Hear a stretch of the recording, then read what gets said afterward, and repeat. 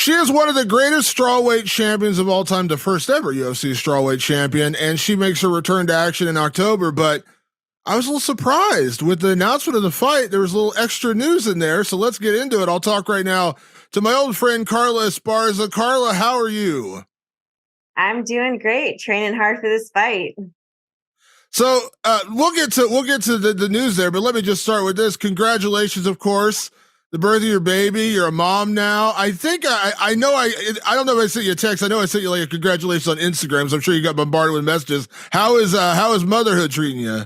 Oh my gosh, it is so fun and so rewarding. Like I'm loving it every day. We're playing, interacting, and just seeing him grow.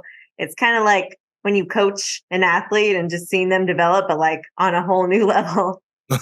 Is it going by fast? That's what everyone says. Like when you become a parent, it just goes really fast. It does go fast, but because I've always heard everybody say that, I'm really just trying to like live in the moment and really like appreciate each moment. Yeah. And I know like when you announced that you were pregnant, obviously you're taking a break from your career, you got married, not too long before that. Like has it been I won't say fun, but has it been like different to just be a wife and a mother these last few months and not necessarily like have the fight world lingering over because you've been a pro for so long. Like I would imagine like every year for you in a lot of ways is the same. You fight, take a little bit of time off, you get back into a camp, you fight, take a little time off. Like that's been your routine for many, many years now. Has it been nice to like take that break and just be a mom and be a wife for a while?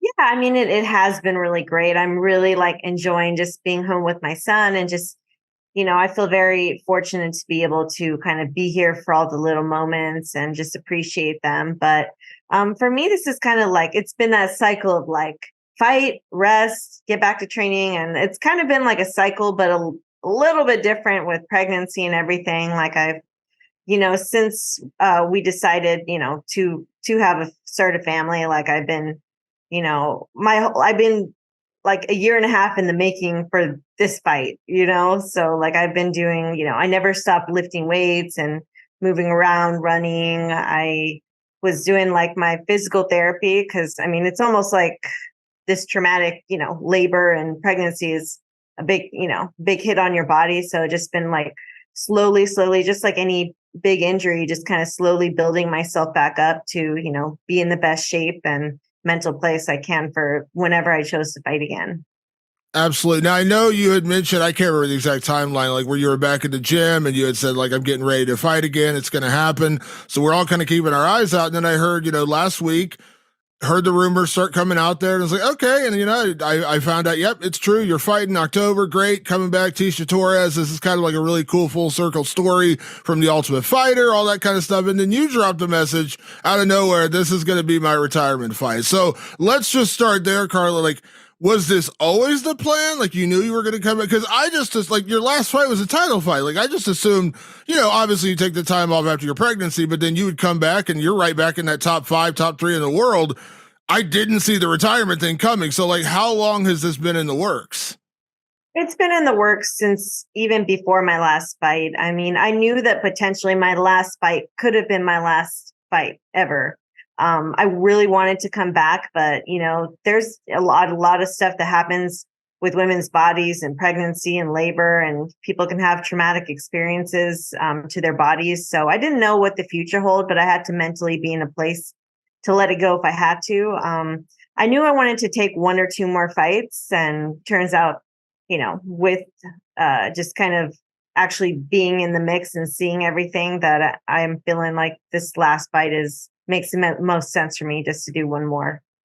So when you got the call, I don't know how it happened. I don't know. UFC calls you, your manager calls you, and they offer it. Did you know, like when you accepted, that was going to be the last one, or was that just something that like you decided in that moment? Like when, like at what point in this process did you say, "Yeah, I know, like it's not going to be two more. It's going to be this next one, and then that's going to be it." Oh, I mean, like I didn't really get the call. Like Nick is probably like was probably pretty annoyed because I'm like, I want to fight. I'm ready to fight. I'm ready to fight.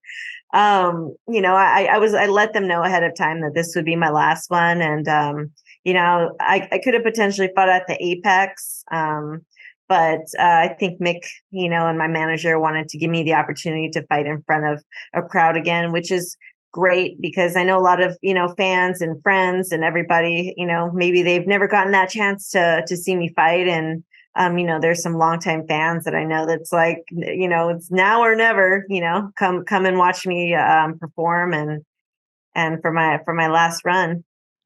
One of my favorite quotes from fighters, and I've heard this from multiple people, is you want to retire from the sport before the sport retires you. It's a very common thing that you don't want. You don't want your career to end on 6 losses, couple bad knockouts, things like that. And unfortunately, the reality is that's how a lot of people go out in this sport because it is hard to walk away. And I get it. Like I've never been there, but I've talked to enough fighters to know that feeling of competitiveness you can never satisfy it in the same way as you do competing. And you've been wrestling before you were fighting, so you've been a competitor literally your entire life. But when you made that decision and said I'm going to retire, were you okay with that? I know it sounds like a weird question, but were you just like, you know what, this is the time. It is the time now to walk away. Yeah, I was definitely at peace with it, and you're right. We've seen it time and time again. The sport kind of forces you out. You just have devastating loss after devastating loss. And honestly, like I've seen a lot of my heroes fighting over the years, and you kind of like it's hard to watch that.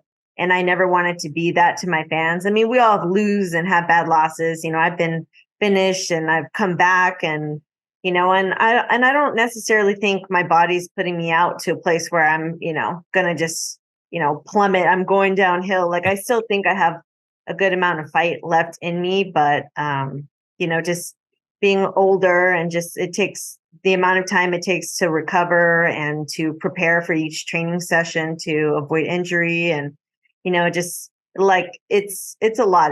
I wish I could just show up to training and leave, but the amount of commitment that it takes to be at this level and to train smart is a lot. And I don't want to half-ass this sport.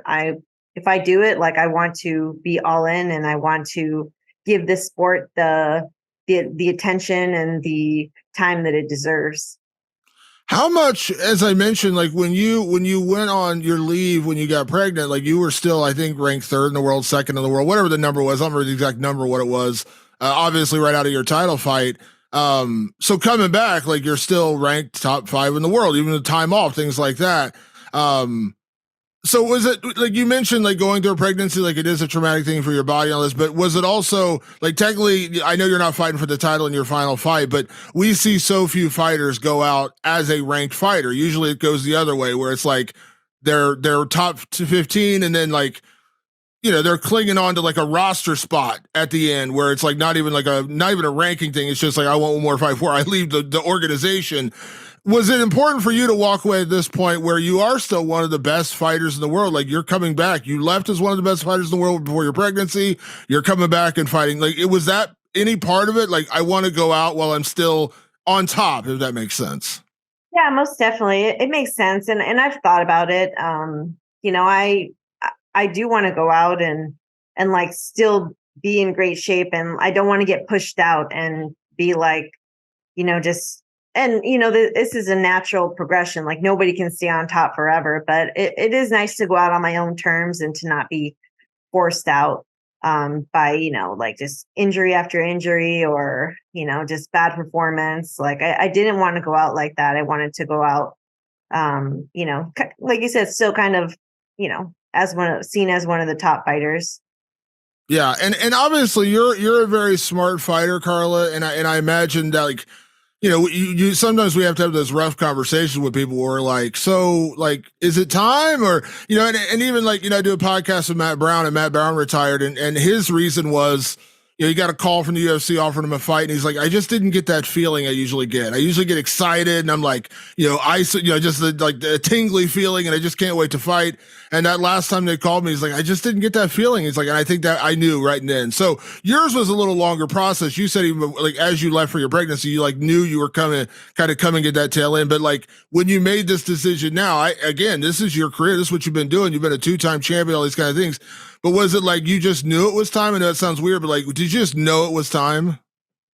I wish I could say that I did it. This decision took a lot of thought. I mean, I always said that, when this sport stopped being fun for me and when I lost my passion, that would be the time to hang it up. But that hasn't happened. I mean, I still like go to training, like hungry to learn. And my coach is showing me something. I'm like, okay, like this is how I step and I got to rotate this way. And, I'm still like so passionate about learning and growing in this sport and evolving.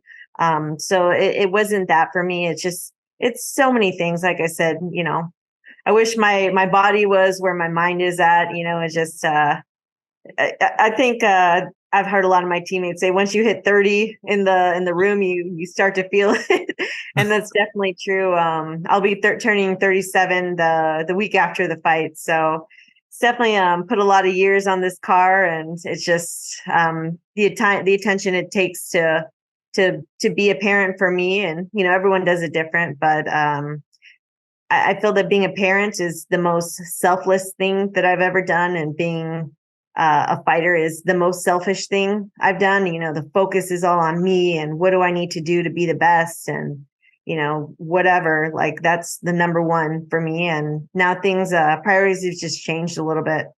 Yeah, it's funny. I spoke with Frankie Edgar a few months ago. He had already been retired for a little while, and he was getting ready to go in the Hall of Fame. And I asked him about it, and he's like, there's not a day that goes by that I don't want to fight. But he said, but now, like, I get to be my son's wrestling coach. And that just means the world to him. Because that you time wise, you just can't dedicate 5 days a week to being a wrestling coach when you're training and preparing for a fight. And he's like, I can go to my daughters. I think I care if it was cheerleading or gymnastics. Like I could be at every practice now and I can help her.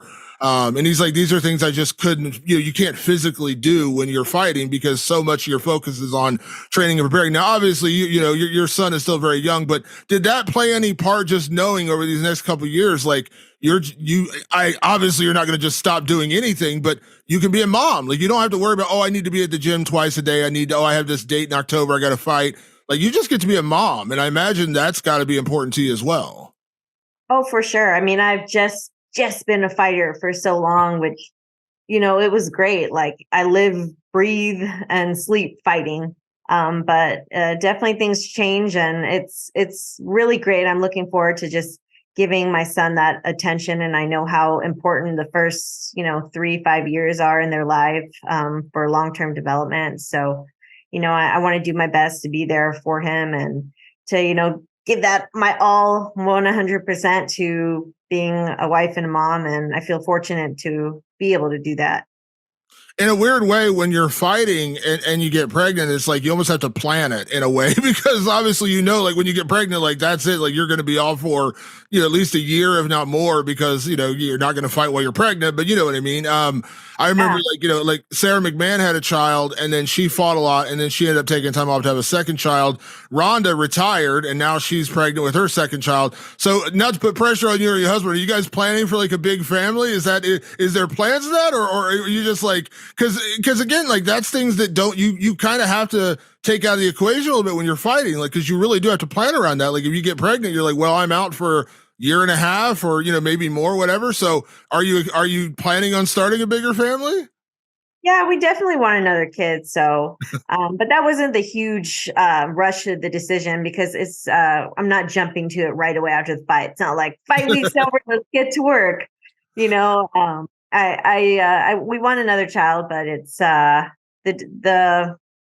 decision was just the right one. And my husband's even taking 6 weeks off of paternity leave. So like I said, we've been planning this from like way back when. It's like, okay, I'm going to be in fight camp. I'm going to need all the focus I can get. You'll watch him and help me out. And, I can actually like do a little bit more recovery and, all the things I need to do.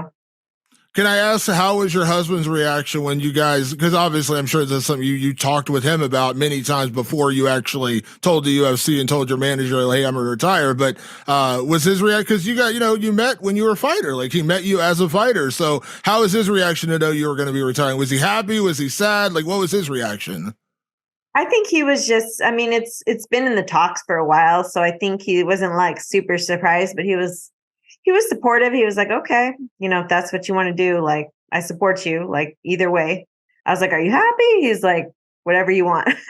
So, that I was like, good answer, good answer. Cause it's not an easy decision, like like I said, my passion is still here. Like I'm not going in this fight. I'm not half-assing this camp to just kind of get through this fight. Like I'm going into this fight to win. Absolutely. And for all men out there, whatever she wants, that's usually a good answer. I'm just throwing that out there as an idea. Whatever you want, that's a great answer. Now, a lot of times when we have these conversations with fighters about retirement, we have this kind of running joke of MMA retirements where it's like, oh, they retired.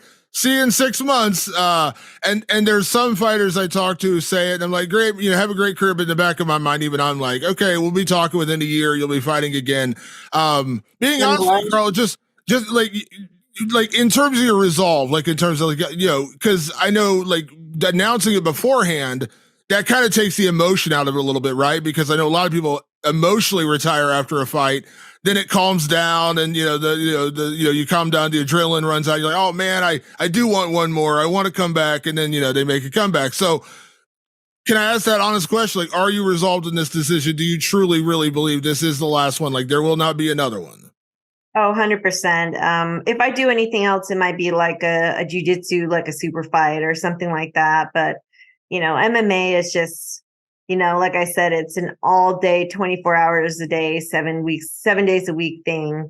For me, I've loved it. And, I feel that I've fought the best of the best since my first year. It's been almost 15 years of just, building my way up to that each competition, and that, the high level competition. And I love it so much, but it's just, I think it's definitely just feels right to hang it up. And, yeah, I just, without, having my husband to take, like, I wish he had 6 weeks off to just retire and like take care of everything for me. And, but, yeah, it's just, I really want to be able to give my fighting my all. And it just doesn't feel right to not be like all in to my camp.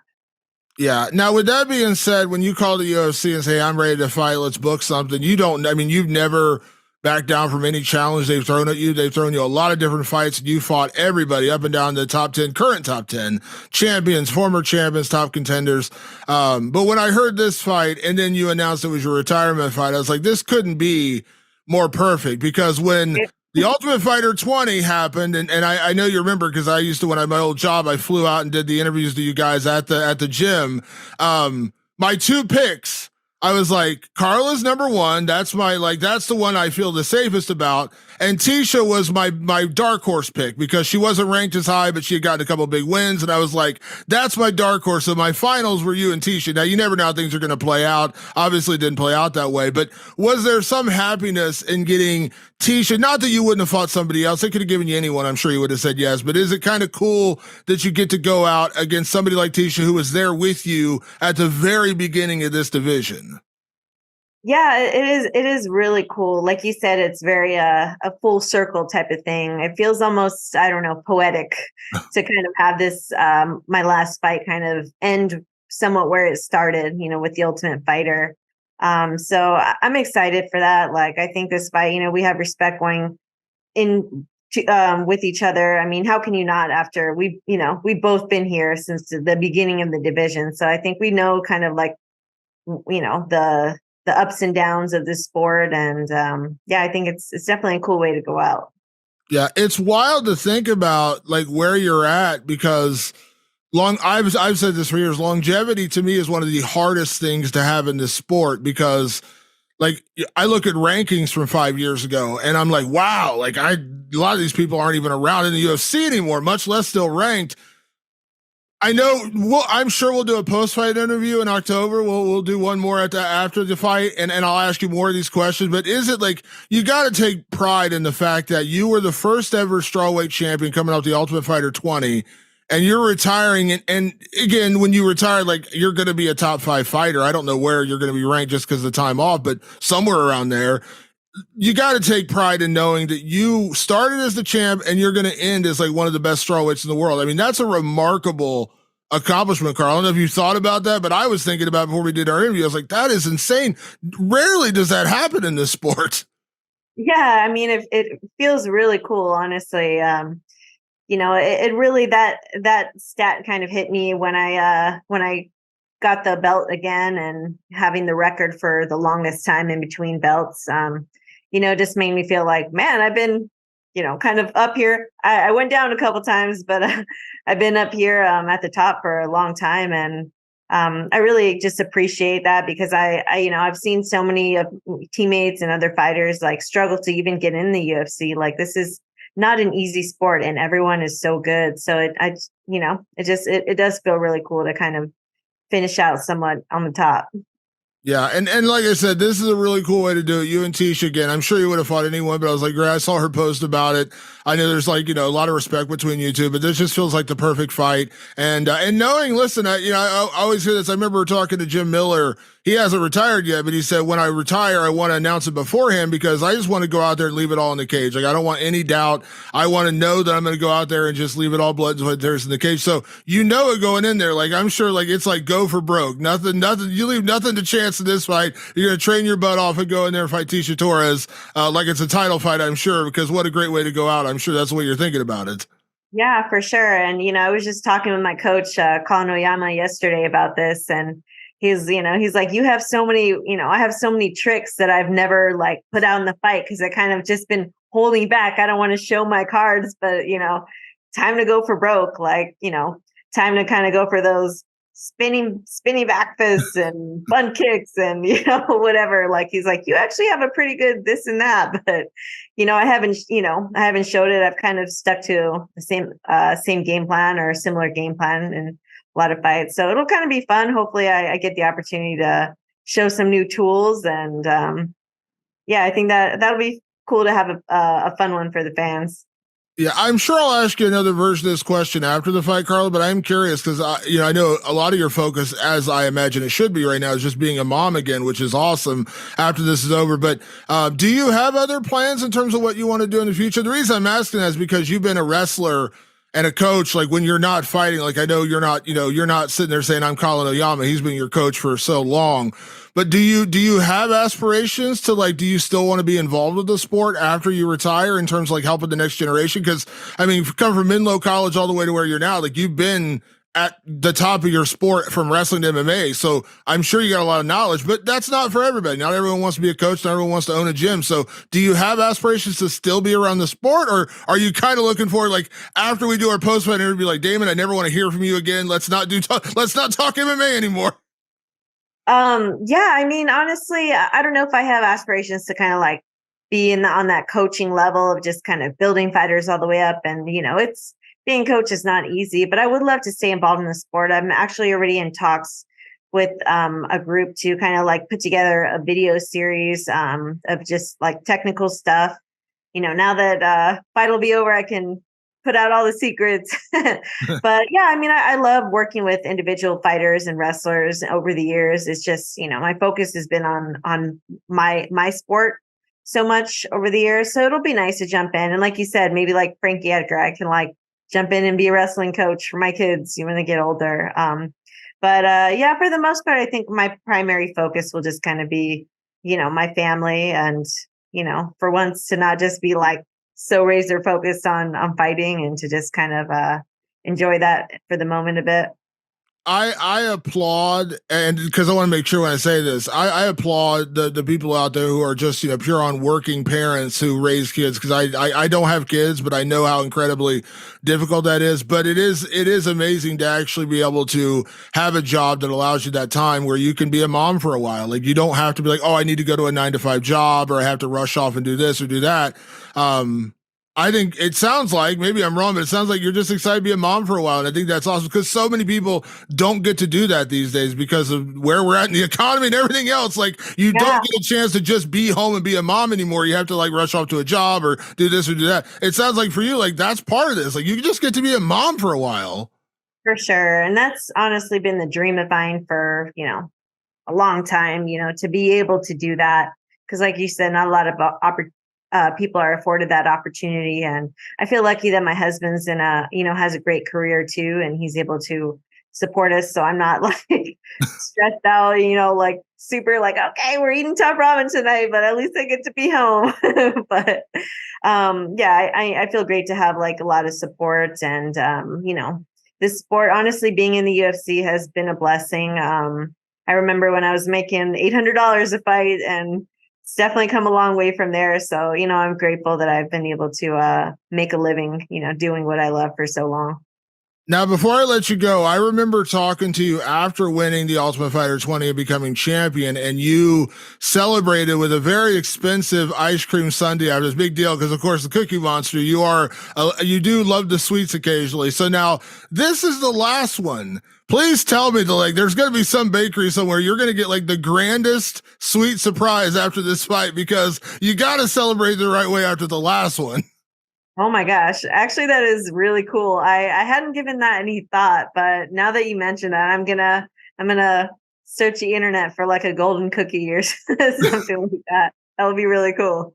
Yeah, this is the one time when it's over, you're like, I got to worry about the next weight cut. Nope, no more. You don't have to worry about that. So you just get to enjoy the sweets for one night, not thinking about going back to the gym on Monday morning. I know. Featherweight, here I come. Well, Carla, it is, and again, I know we're going to talk after the fight, but it has been an honor to cover your career. And I feel lucky that I was around during the Invicta days and when you were doing that and obviously being at the Ultimate Fighter 20 and seeing this. So that's a big reason why I wanted to reach out immediately and talk to you, just because I've covered so much of your career and it's been an honor to cover your career. And I'm happy for you because, like I said, and sadly, as again, not to put on a dour note here, but so many times we have these conversations, it's kind of like the other side where it's like, man, I wish you had retired 4 fights earlier, man. I feels bad. Like you're going out a lot, you're going out, as I said, really on top. You're making this decision on your own. You're going out as one of the best strawweight fighters in the world. And I love that. And, man, it's been a pleasure to speak to you all these years again. We'll talk after the fight, but have a great training camp. I can't wait to see you in there. You and Tecia, two of the best people in the sport. I love Tecia as well. And, can't wait to see you back in there in October. And thank you for doing this and sharing everything with me. I really do appreciate it.